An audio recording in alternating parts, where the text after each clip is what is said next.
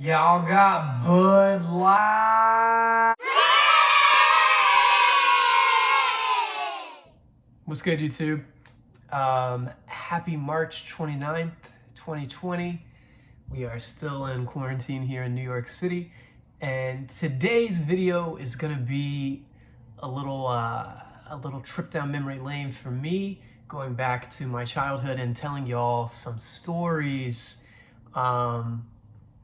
Stories about growing up as a little kid in the South.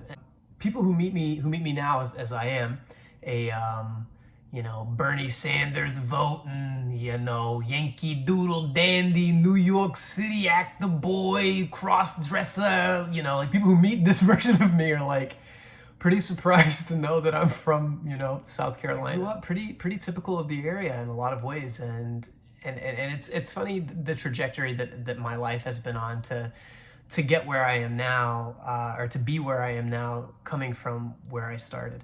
And I think people are often surprised when I say, yeah, I'm from South Carolina. They're like, what? Everybody says, you don't sound Southern. And I'm like, well, excuse me, because I certainly think that I do. That's silly. Losing my accent was tough. Maybe I'll make a video about that one day. But anyway, so I want to share with you guys some like kind of crazy, like trailer trashy Southern boy shit that I did growing up. Because I was laying in bed last night and I couldn't fall asleep, and I was just thinking, like, my childhood best friend just turned 30 a couple days ago, and I had him on my brain, and I'll be 30 in the summer, and I was just thinking about these times I spent with this guy when we were kids, and we were so close. He was like my brother, and just thinking about some of the stupid and just like really specific to that part of the country stuff we did. At least I think. So let me give you some examples. When I was a kid, I grew up in a double-wide trailer on a dead-end road. This is all true. It was a double-wide trailer on a dead-end road in a little tiny town called Iva, South Carolina, and it's in Anderson County. I consider myself from Anderson. I was born in Anderson, lived there till I was 5, went to college in that town. My grandparents lived in that town. I feel like that's where I'm from, but I did spend my school-age years in a little town called Iva. And Iva is like the most cliche-ly Southern kind of, rednecky place to be from. And I mean that with all due respect. But that is just kind of what it is. And so we had our trailer was on a pretty decent sized plot of land. Like, we weren't farmers, but we had a lot of backyard, which was just woods. It was like untouched woods. And then the front yard had like a little garden, and we had literally a white picket fence, and we destroyed that fence, just like running bicycles and throwing baseballs and shit at it. Anyway, so in the backyard, which was just woods, when I was I remember being 6, 7 years old, and one of my favorite things to do was to take a machete, because we just had a couple machetes laying around, to take by myself or with my friend Jesse or whoever.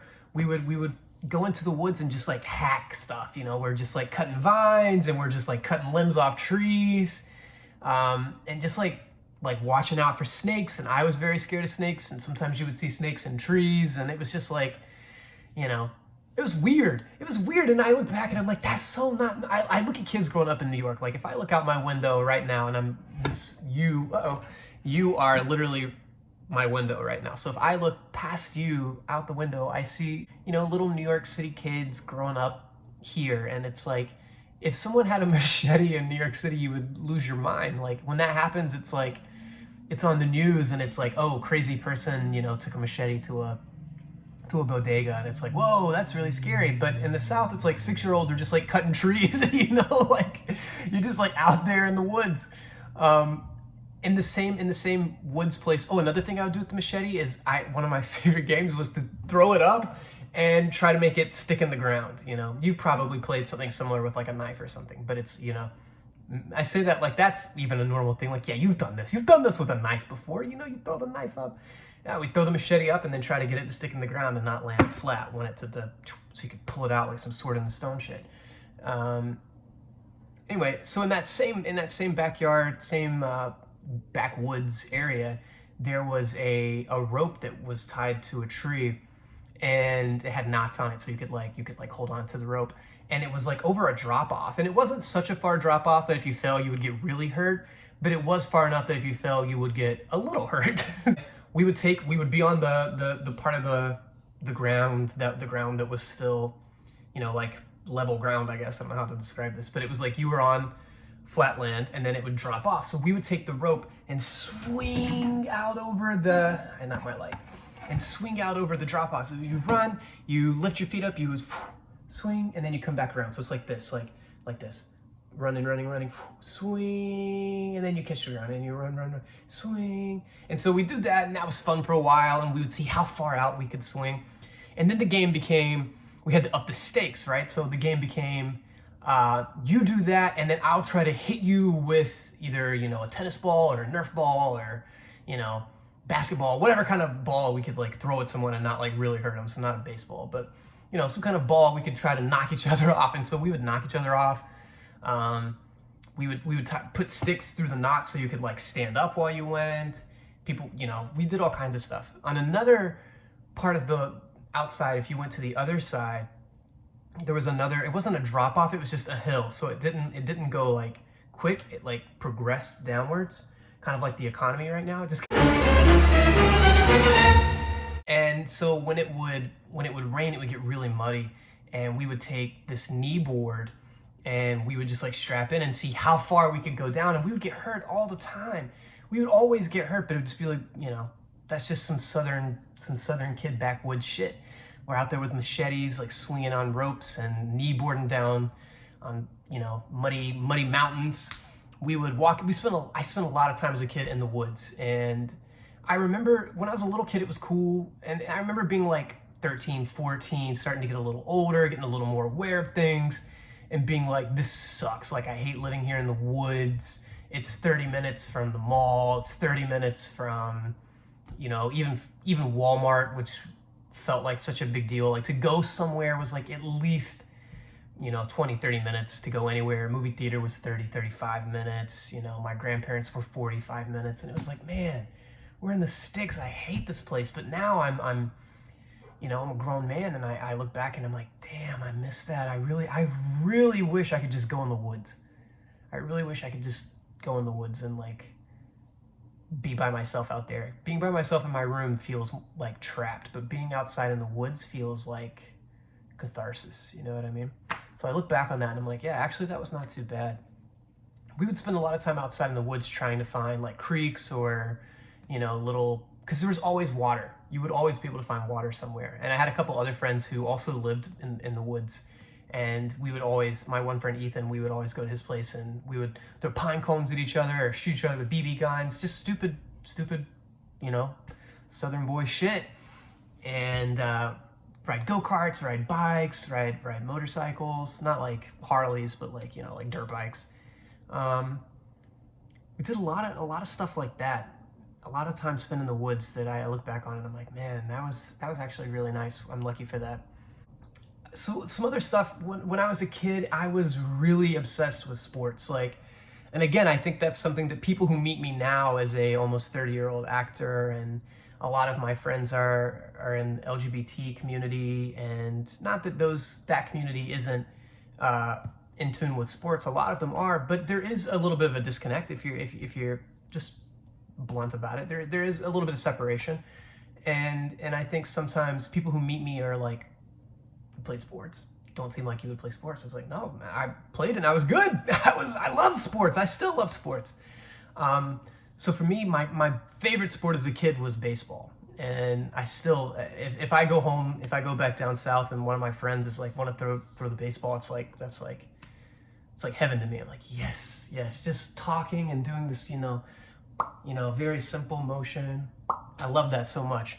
And so we didn't have a lot of money when I was a kid, and we built this, it wasn't a pitchback, but it was a target. So I had this like plywood thing, and I painted an orange square that was like the strike zone where I wanted to throw the baseball.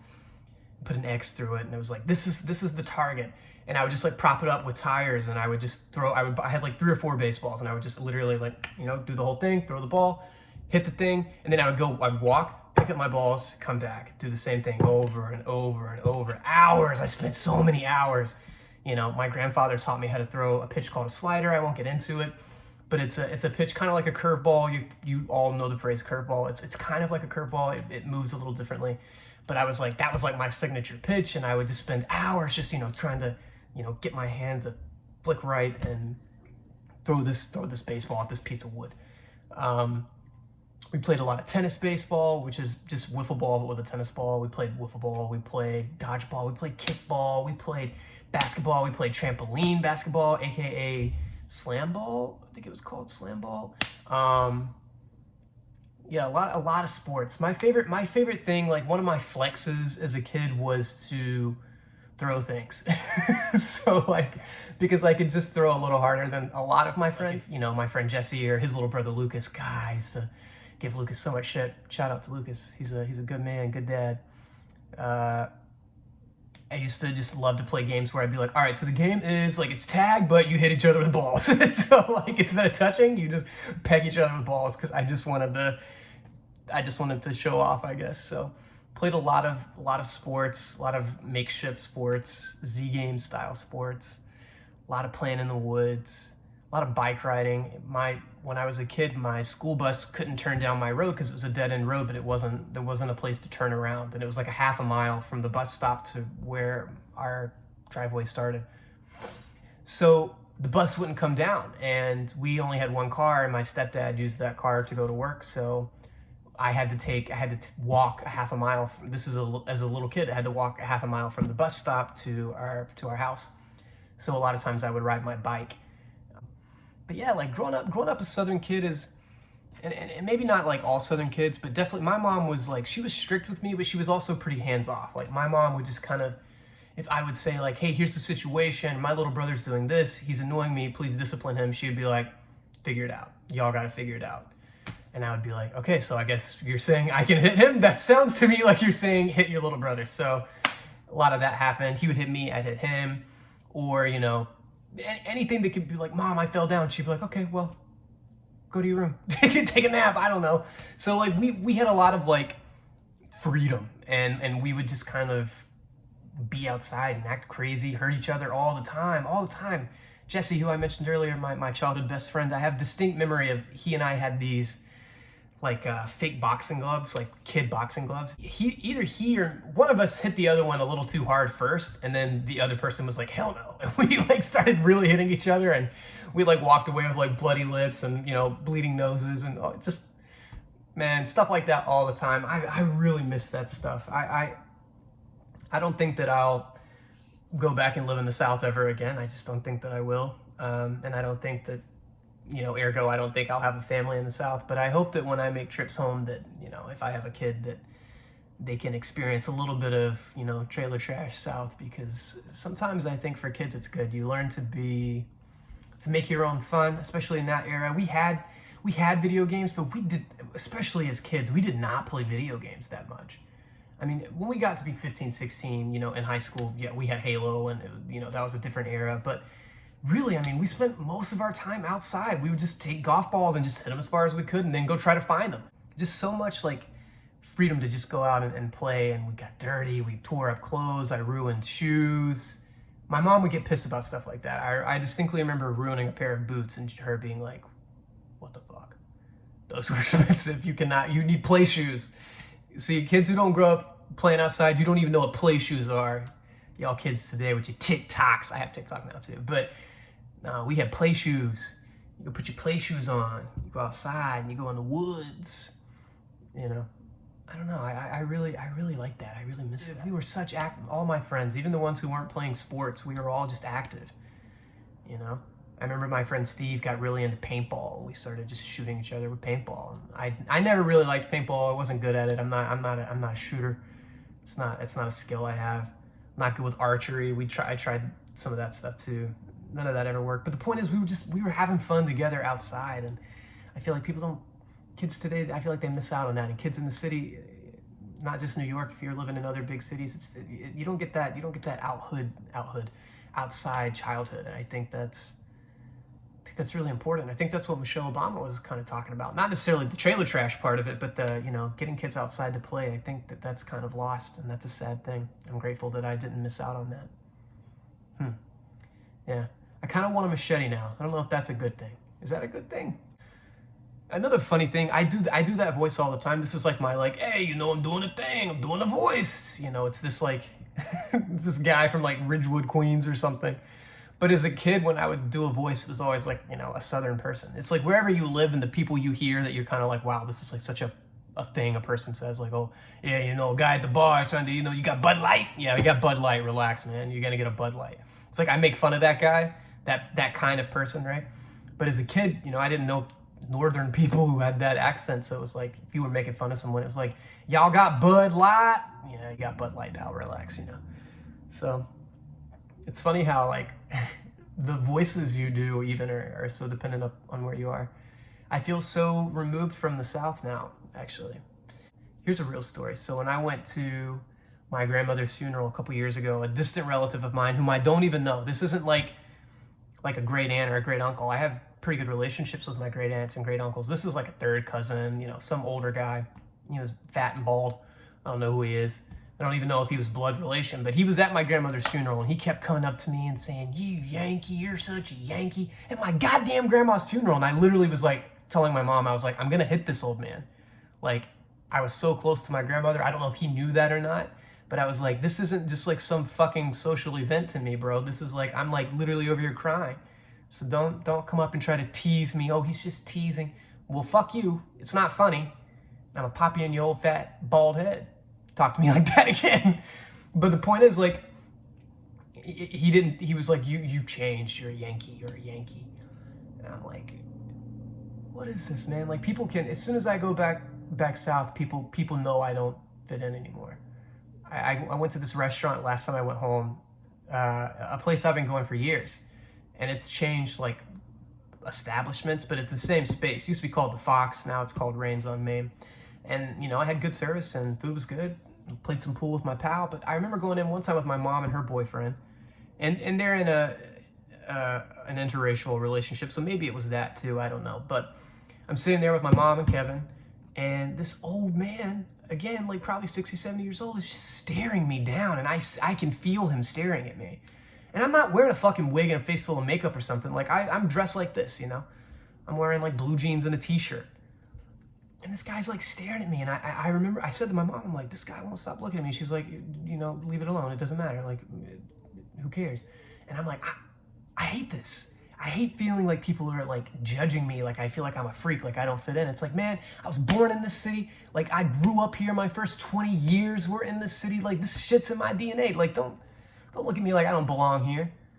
I hate that, actually. That's one thing that bothers me. Look, I ain't trying to come down and take over, but you're not going to ruin my good time when I come home either.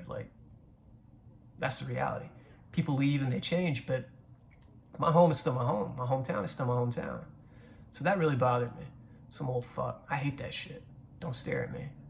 And if you want to say something to me, I'm not a fighting type person, but if you want to talk to me, I'll talk. I love to talk. You want to have a conversation, you want to ask me a question, ask me a question. Anywho, I hold Southern people accountable because sometimes I see stuff coming out of the South and I think, that's not right. That's not right. We say that, this part of the country, we know hard work and, we take pride in simple things and family and, I get that and I see that. I experience that. But also sometimes I'm like, well, we can't take pride in being mean to people who are different than us, though. That's not. If it sometimes, almost all the time, comes down to a Jesus thing. It's a church thing. It's a Christian thing. And they feel oh, this is a gay person, or this is a this is a Hispanic person. They must be illegal. This kind of stuff, and it's that sort of thing is a negative stereotype, but it is true. So I try to hold my Southern friends and my Southern family accountable with that stuff. You can't. I'm not gonna let that stuff slide, because as much as we take pride in our good cooking and in our hard work, I want us to take pride in our loving our neighbors and stuff too. And I don't always see that in Southern people. To be honest with you, I think we could do better at that. You know, I think we could be a little less concerned with how people look or, you know, how they dress, and a little more concerned with how they behave, how they act, you know, how they talk to one another. Yeah. So I love the South. It's not where I'm going to be anymore, but I got those good memories. I let it out every now and then. I like to say, boy, shit fire, boy. Just stuff like that. I'll probably cut that, but you know, I can't take those things away. They're just there now, you know. But you grow up and you see things. A lot of people that I grew up with and that I was around growing up, they haven't really left, and I think that's troublesome. I think that can be a problem. If you're never challenged in what you think and what you see, what you believe, then you're never gonna grow, you're never gonna change. And it doesn't mean you have to necessarily go to European countries, you know, or go to Asian countries or African countries. You don't have to leave the country per se. I do encourage you to, and I think that, you know, going somewhere very different from where you're from can totally change the way you see the world. But you can just leave your little section of the globe. You can leave, you know, upstate South Carolina and just travel to Maryland. It's not that far. That's, you know, like a 7 or 8 hour drive, and it's like a different world. You know what I mean? Take a plane to California, go to New York City, go to Vermont, you know, go to these other places in our own country. Southern people are really patriotic, but I think sometimes that only extends to, you know, the Bible Belt. And once you get out of that, it's like, well, this is Yankee territory. It's like, no, man, this is just your country too, bro. You think Delaware's not your country? It is. You think Jersey's some foreign land? Nah, man, it's literally on the same coast as you. Sometimes there's just a lack of knowledge, frankly, just a lack of travel, a lack of understanding, and that can hold people back. But all in all, I think the South is mostly good people.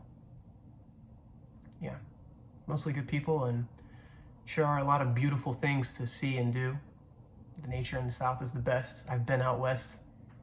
I think the air in South Carolina is better than the air in San Diego, or better than the air in Colorado. I grew up in Colorado because I got elevation sickness. No disrespect. I just think, you know, the South's got the best air. It's got the best nature, I think. Anywho, that's it. Y'all take care. Be good to each other.